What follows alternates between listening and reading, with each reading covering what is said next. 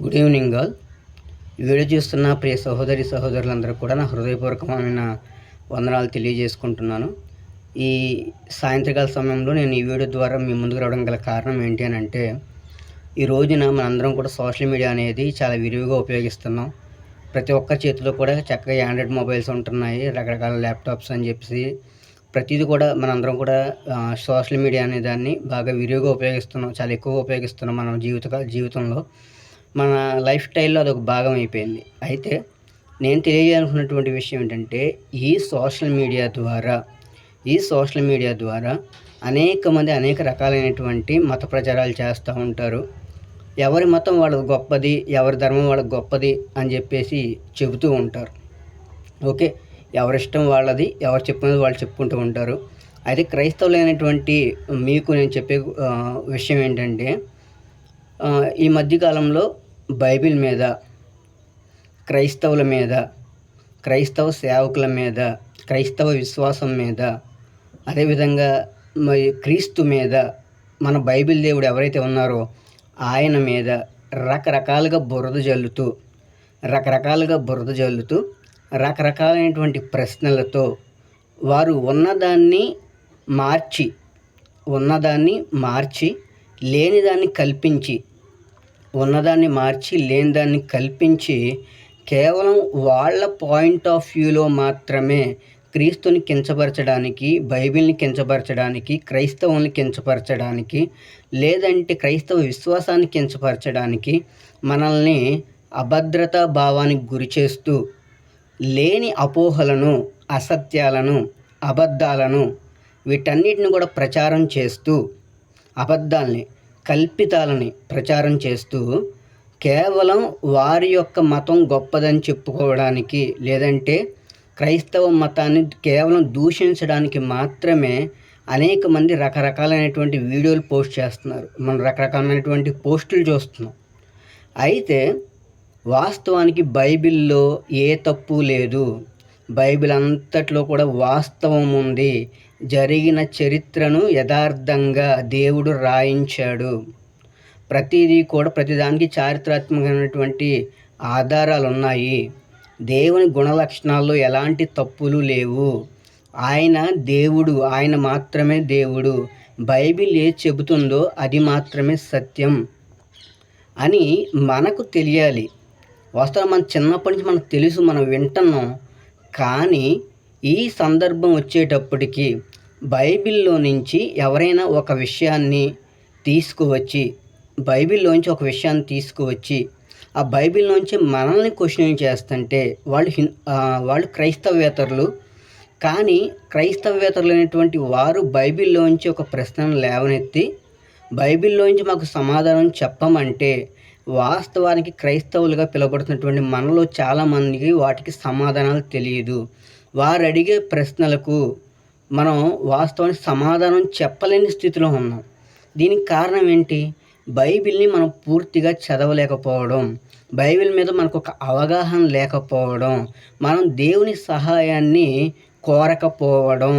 దీనివల్ల క్రైస్తవేతరులు బైబిల్ మీద బురద జల్లితే మనం మాట్లాడలేక, మన దగ్గర సమాధానం లేక, వాళ్ళు మాట్లాడేటువంటి మాటల ద్వారా మన మనసులు గాయపరచబడి మనం నొచ్చుకొని, అయ్యో బైబిల్లో ఇన్ని తప్పులున్నాయా, ఎలాంటి బైబిల్ని మనం ఎంతకాలం నమ్ముకున్నాం, లేదంటే ఎలాంటి దేవుడిని మనం ఎంతకాలం నమ్ముకున్నాం, ఇలాంటి విశ్వాసాన్ని మనం ఇన్ని రోజులు మనం కలిగి ఉన్నాం, నా మార్గంలో తప్పులు ఉన్నాయా అని చెప్పేసి కొన్నిసార్లు చాలా మన మనసుకి బాధ అనిపిస్తూ ఉంటుంది. అయితే వాస్తవానికి అలాంటి ప్రశ్నలు మనం తలెత్తడం చాలా మంచిది. అలా తలెత్తినప్పుడు మాత్రమే మనం బైబిల్ని చాలా స్పష్టంగా, క్షుణ్ణంగా అర్థమయ్యేటువంటి రీతిలో మనం బైబిల్ చదవగలుగుతాం. అలా బైబిల్ చదవండి. ఎప్పుడు కూడా మనల్ని విమర్శించేవారు, మనల్ని ప్రశ్నించేవారు మనకు ఉండడం చాలా ప్రాముఖ్యం, చాలా మంచిది మనకది. కానీ వాళ్ళు అలా అడుగుతున్నారు కదా అని చెప్పి మనం ఏది నేర్చుకోకుండా ఉంటే మన మార్గాన్ని మనం కించపరుచుకున్నట్లు అవుతుంది. కాబట్టి ఏదైనా ఒక ప్రశ్న తలెత్తినప్పుడు, ఒక ప్రశ్న మీరు చూసినప్పుడు మొట్టమొదట మీరు క్రీస్తులో ఎదగడం నేర్చుకోండి. సంఘ క్రమాన్ని పాటించండి. అనుదినం బైబిల్ చదవండి, ప్రార్థించండి. ప్రతి ప్రశ్నకు సమాధానం ఉంది. సమాధానం లేని ప్రశ్న అంటూ ఏదీ లేదు. దేవుడు వాక్యమై ఉన్నాడు. అలాంటి దేవునిలో లోపాలు ఉంటాయా? దేవుడు వాక్యమై ఉన్నాడు కాబట్టి అలాంటి దేవునిలో అబద్ధాలు కానీ, అలాంటి దేవునిలో సమాధానం దొరకని ప్రశ్నలు కానీ ఉండడం అనేది అసంభవం. కాబట్టి క్రైస్తవులైనటువంటి మనందరం కూడా ఒకటే చెప్తాను, ఎవరైనా క్రైస్తవేతరులు కనబడి మీ చుట్టుపక్కలే మీతోనే మీకు ఏదైనా ఒక ప్రశ్న అడిగితే ఆ ప్రశ్నకు మీకు సమాధానం తెలియకపోతే దయచేసి ఏది పడితే అది మాట్లాడొద్దు. లేదంటే వారితో మీరు ఏకీభవించొద్దు. వారితో పోట్లాడొద్దు. ఒకవేళ వారికి మీరు సమాధానం చెప్పేటప్పుడు ఏంటి అని అంటే ఎలాగైనా సరే గెలవాలి అన్న దృక్పథంతో మీరు మాట్లాడొద్దు. గెలుపోటములకు ఇక్కడ తావు లేదు. గెలుపోటములు పక్కన పెట్టండి. ఎలా అయినా సరే గెలవాలి అని నోటుకొచ్చింది మాట్లాడాల్సిన అవసరం లేదు. ఒకవేళ మీకు తెలియకపోతే తెలుసుకొని చెబుతానన్న సమాధానం చెప్పండి. ఒకవేళ మీకు నిజంగా తెలియకపోతే నిజంగా తెలుసుకొని వారికి సమాధానం చెప్పడానికి ప్రయత్నించండి. ఎందుకంటే మన విశ్వాసం గురించి ఎవరు మనల్ని అడిగినా సరే, ఎవరు ప్రశ్నించినా సరే వారికి సమాధానం చెప్పాల్సినటువంటి బాధ్యత మనకుంది. అలాగని చెప్పి నాకు అన్నీ తెలుసు కదా, నేను ఇతరులను కదిపి నేను వారితో వాదిస్తాను అనేటువంటి ఆలోచన కూడా మీరు పక్కన పెట్టేసేయండి. మొట్టమొదట ఎవరైనా మన ప్రశ్న అడిగితే దానికి మనం సమాధానం చెప్తే సూటిగా, స్పష్టంగా అది అక్కడితో క్లోజ్ అయిపోయే విధంగా సమాధానం చెప్పాలి. ఒకవేళ సమాధానం మనకు తెలియకపోతే తెలుసుకొని వారికి సమాధానం చెప్పాలి. మన మైండ్లో ఒక ఆలోచన అనేది మెదులుతూ ఉంటుంది, నేను వారికి సమాధానం చెప్పలేకపోయాను కదా అని చెప్పేసి. మీరు అలా ఖాళీగా కూర్చుంటే, మీరు దాంతో బాధపడుతూ కూర్చుంటే ప్రయోజనం అనేది లేదు. ఎందుకంటే పరిశుద్ధ గ్రంథం, మన చేతిలో ఉన్నటువంటి బైబిల్ గ్రంథంలో ప్రతిదానికి సమాధానం ఉంది. మనకు చక్కటి సేవకులు ఉన్నారు. మీ సేవకులను అడగండి. మీకు ఏదైనా సమాధానం దొరకకపోతే మీ సేవకులను అడగండి. సేవకులతో పాటుగా మీరు బైబిల్ చదవండి. దాంతోపాటు ఈ రోజుల్లో మనకి సోషల్ మీడియా అవైలబుల్లో ఉంది.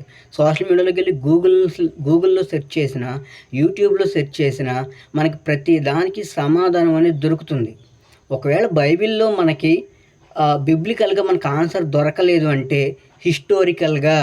హిస్టోరికల్గా మనకు ఖచ్చితంగా ఆన్సర్ దొరుకుతుంది.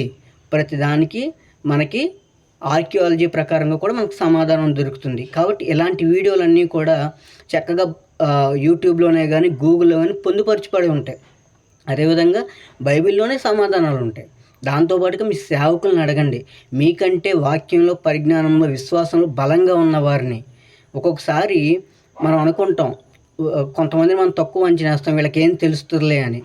కానీ వాళ్ళలో ఎక్కువ సబ్జెక్ట్ అనేది ఉంటుంది, ఎక్కువ విషయం అనేది ఉంటుంది. అలాంటి వారిని మనం గ్రహించుకోవాలి. వీళ్ళు మన ప్రశ్నకు సమాధానం చెప్పగలరు అని మనం గ్రహించుకోవాలి. అలా గ్రహించుకొని ఉన్నప్పుడు మనం ప్రతిదాన్ని వెదికినప్పుడు వెదుకుడి మీకు దొరుకును అని చెప్పేసి బైబిల్ గ్రంథం చెబుతుంది. ప్రభువారు చెప్పారు, వెదుకుడి మీకు దొరుకును అని చెప్పి. అలాగే ప్రతి దానికి సమాధానం ఉంటుంది. కాబట్టి బైబిల్ మీద బురద జల్లుతున్న వారు, బైబిల్ని తప్పుడుగా చిత్రీకరిస్తున్నటువంటి వారు, బైబిల్ని వ్యతిరేకరిస్తున్నటువంటి వారు, బైబిల్లో ఆ బూత్ ఉంది, ఈ బూత్ ఉందని చెప్తున్నటువంటి వారు, బైబిల్ని అసత్య గ్రంథం అని ప్రకటిస్తున్నటువంటి వారు, ఇలాంటి వారు ఒకవేళ మీకు ఎదురైనా, లేదంటే సోషల్ మీడియాలో వారి వీడియోలు మీకు వచ్చినా సరే, వారు ఏదైతే అడుగుతున్నారో దాన్ని చక్కగా నోట్ చేసుకొని ఆ ప్రశ్నను మీ సంఘంలో మీకంటే బలవంతులను అడగండి, లేదంటే మీ సేవకులను అడగండి, లేదంటే ప్రభువుని ప్రార్థించి ప్రభువు మీద ఆధారపడి బైబిల్ గ్రంథం చదివి మీరు దానికి సమాధానం ఖచ్చితంగా తెలుసుకోండి. ఎందుకంటే మనం వెళ్ళేటువంటి మార్గంలో వచ్చేటువంటి ప్రశ్నలకు మనం ఖచ్చితంగా సమాధానం తెలుసుకోవాలి. చాలామంది మార్గభ్రష్టులు అయిపోతారు. దేమ మార్గభ్రష్టుడు అయిపోయాడంట. కంచెరవాడైనటువంటి అలెగ్జాండర్ మార్గభ్రష్టుడు అయిపోయాడంట. మనం అలా మార్గభ్రష్టులం కాకూడదు. ఎందుకంటే మనం నిత్య జీవానికి వెళ్తున్నాం. ప్రభువు మనం నిత్య జీవాన్ని పొందడానికి మనల్ని పిలిచాడు. ఈ నిత్య జీవానికి వెళ్ళేటువంటి, ఈ జీవానికి మోయేటువంటి మార్గం అనేది చాలా ఇరుకుగా, సంకుచితంగా ఉంటుంది. దానిలో అనేక మంది ప్రవేశించాలని చూస్తారు, కానీ అది వారి వల్ల కాదు. నాశనానికి పోయే మార్గం చాలా విశాలంగా ఉంటుంది. వాస్తవానికి నువ్వు నమ్ముకున్నటువంటి విశ్వాసం, నువ్వు ఏదైతే పాటిస్తున్నావో ఆ నమ్మకం ఒకవేళ ఈ లోకపోకడికి విరోధంగా ఉండొచ్చు. కానీ అదే ఆ మార్గం. ఎందుకని చెప్తున్నాను కదా, మనం వెళ్ళే మార్గం చాలా ఇరుకుగా ఉంటుంది. మనం కష్టపడడం నేర్చుకోవాలి, అలవాటు చేసుకోవాలి. ఎప్పుడైతే ఇంత ఇరుకు మార్గంలో మనం ప్రవేశించలేం, మన వల్ల కాదు అని చెప్పేసి మనం అనుకొని విశాల మార్గాన్ని ఎంచుకుంటామో, ఎదుటివారు చెప్పే మాటల్ని, ఈ లోక పోకడలను మనం చూసి అనుసరించి ఎప్పుడైతే మన మార్గాన్ని మనం మార్చుకొని విశాల మార్గాన్ని ఎంచుకుంటామో, అప్పుడు మనందరం కూడా ఖచ్చితంగా నాశనానికి పోతాం. ఆ నాశనం మనల్ని మరణానికి నడిపిస్తుంది, నరకానికి నడిపిస్తుంది. కాబట్టి మనం ఇరుకు మార్గంలో ప్రవేశించాలి. ఇరుకు మార్గంలో ప్రవేశించడానికి ప్రయాసపడాలి, కష్టపడాలి. ప్రభు అదే చెప్తున్నాడు. కాబట్టి ప్రియ సహోదరులారా, నా ప్రియ క్రైస్తవ సహోదరులారా, మీరు ఒకటి గమనించండి, మీరు ఒకటి గుర్తుపెట్టుకోండి. మీరు నమ్ముకున్నటువంటి మార్గం చాలా శ్రేష్టమైంది, అది చాలా బలమైంది. అది మాత్రమే మిమ్మల్ని దేవుని యొద్దకు చేర్చగలదు. అది మాత్రమే మిమ్మల్ని నరకాగ్ని నుంచి తప్పించగలదు. అది మాత్రమే దేవుని మార్గంలో మిమ్మల్ని నడిపించగలదు. దేవుని హత్తుకునే విధంగా, దేవుని కుమారులుగా అది మాత్రమే మిమ్మల్ని తీర్చగలదు. కాబట్టి నిత్య జీవం పొందాలి అని అంటే, మనం మరణించిన తర్వాత కూడా క్రీస్తులో మనం బలంగా ఉండాలి అంటే, ఆయనతో మనం యుగయుగాలు రాజ్యపాలన చెయ్యాలి అని అంటే, మనం ప్రతి విషయంలో బలంగా ఉండాలి. అలా బలంగా ఉన్నప్పుడు మాత్రమే మనం పరలోక రాజ్యం చేరగలుగుతాం. లేదంటే మార్గభ్రష్టులం అయిపోతాం.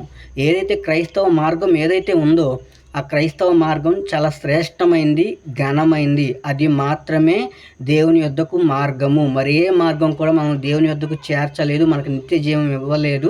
ఏది కూడా మనకి శాంతిని, సమాధానాన్ని అనుగ్రహించలేదు. కానీ కేవలం శాంతిని, సమాధానాన్ని అనుగ్రహించేది కేవలం క్రీస్తు మార్గం మాత్రమే, క్రైస్తవ్యం మాత్రమే. ఆ మార్గాన్ని మీరు బలంగా పట్టుకోండి. ప్రభువారు ప్రకటన గ్రంథంలో చెప్తారు, మీరు కలిగి ఉన్నదాన్ని, మీరు పట్టుకున్న దాన్ని బలంగా అంతం వరకు పట్టుకోండి, నేను మీకు కిరీటం ఇస్తానని చెప్పేసి ప్రభువారు చెప్తున్నారు. కాబట్టి దాన్ని మనం పట్టుకోవాలి బలంగా. ఎక్కడ కూడా ఎలాంటి అనుమానాలు పెట్టుకోవద్దు, ఎక్కడ కూడా నిరాశకు గురి కావద్దు, ఎక్కడ కూడా ఆగిపోవద్దు, మనకెందుకు లేని లైట్ తీసుకోవద్దు. కాబట్టి మీకు ఎదురయ్యే ప్రతి ప్రశ్నకు మీరు సమాధానం వెతుకుతూ, మీరు ఏదైతే మార్గంలో ఉన్నారో ఆ మార్గంలో చక్కగా దర్జాగా, దేవుడు మనకు హైవేని ఇచ్చాడు. దేవుణ్ణి చేరుకోవడానికి ఇది ఏకైక మార్గం. కాబట్టి ఈ మార్గంలో ఉన్న మన ప్రతి ఒక్కరం కూడా చక్కగా ఈ మార్గాన్ని మనం కొనసాగిద్దాం. దేవుడు మనకు సహాయం చేస్తారు. కాబట్టి సోషల్ మీడియాలో వచ్చేటువంటి ప్రతి విధమైనటువంటి క్రైస్తవ వ్యతిరేక వీడియోలు చూసి దయచేసి మీ విశ్వాసంలో మీరు సన్నగిల్లిపోవద్దు, మీ విశ్వాసంలో మీరు జారిపోవద్దు. మీకు కలిగిన దాన్ని మీరు గట్టిగా పట్టుకోండి. ప్రభు మనకి సహాయం చేస్తారు. ప్రతి ఒక్కరు బైబిల్ చదివే అలవాటు నెరవేర్చుకోండి. ప్రతి ఒక్కరు కూడా సంఘ క్రమాన్ని పాటించే అలవాటుని మీరు అలవర్చుకోండి. దేవుడు మీకు ఖచ్చితంగా సహాయం చేస్తాడు. ఎక్కువ పరిశుద్ధులతో సహవాసం చేయండి, సంఘ సహవాసం చేయండి, సేవకులతో ఎక్కువ మాట్లాడుతూ ఉండండి. అదే బైబిల్ ఎక్కువగా చదువుతూ ఉండండి, ప్రార్థనలు ఎక్కువ సమయం గడపండి. మీకున్న సమయంలోనే మీకు ప్రతిదీ కూడా చేయండి. కాబట్టి మీరు ఖచ్చితంగా ప్రభు మార్గంలో బలవంతులుగా ఉండాలి, ధైర్యవంతులుగా ఉండాలి. కాబట్టి ఏది వచ్చినా కానీ చెదిరిపోకోకుండా ప్రభువులో స్థిరంగా నిలబడేటువంటి మనసు మీ అందరికీ దేవుడు అనుగ్రహించునుగాక. ఆమేన్.